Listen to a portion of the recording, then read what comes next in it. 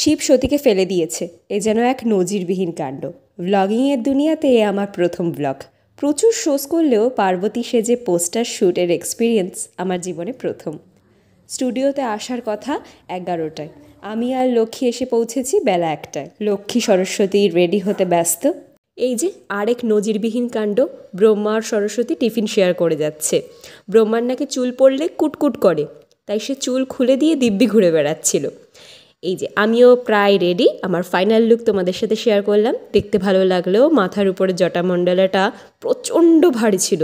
আমি প্রায় হাফ শেষ, আমি নড়তেই পারছিলাম না, রীতিমতো মাথা ব্যথা উঠে গেছিল পরে।